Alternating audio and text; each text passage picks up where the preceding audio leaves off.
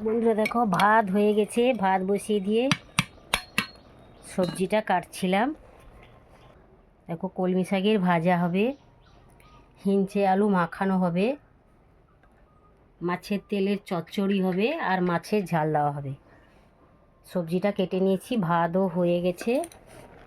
এবার রান্নাটা কলমি শাকটা সেদ্ধ করে নিয়েছি।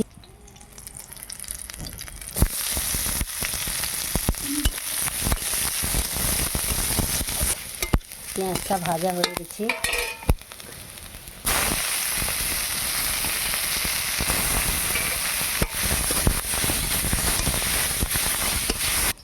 কলমি শাক ভাজা হয়ে গেছে, মাছের তেলের চচ্চড়িটা বসাচ্ছি।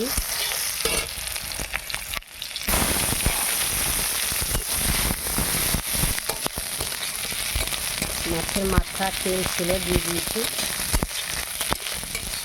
এবার সবজিটা দিয়ে দেবো। পরিমাণ মতো লবণ দিয়ে দিলাম।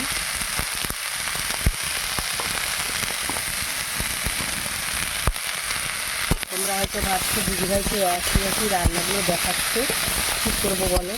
আমাদের যেদিন যেভাবে রান্না হয় সেইটাই তোমাদের কাছে শেয়ার করি।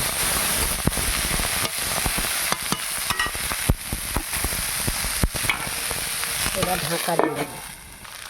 চচ্চড়ি হয়ে গেছে, একটু হালকা চিনি দিয়ে নামিয়ে আনবো।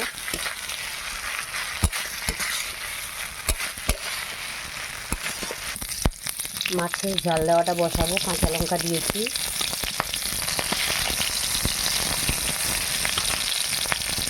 জিরে 5 ফোড়ন দিলাম, টমেটো আর পেঁয়াজটা দিয়ে দিলাম।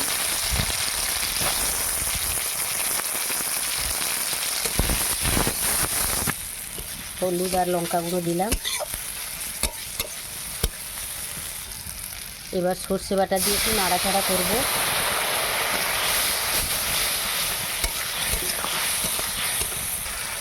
পরিমাণ মতো লবণ দিয়ে দিলাম।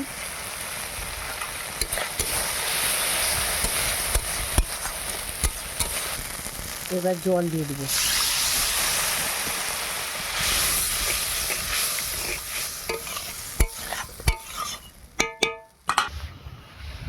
এবার মাছগুলো দিয়ে দেবো।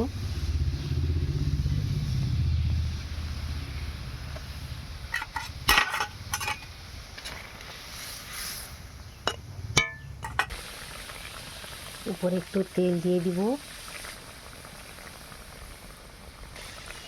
মাছের ঝাল দেওয়া হয়ে গেছে, এবার একটু চিনি দিয়ে নামিয়ে আনব।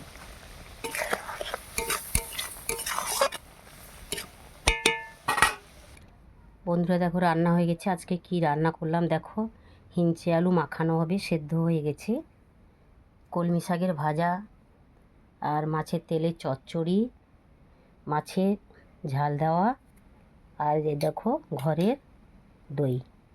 এই হচ্ছে আজকের মেনু। বন্ধুরা, কেমন হলো তোমাদের, কি আজকে রান্না হলো কমেন্ট করে জানিও। কেমন লাগলো জানিও।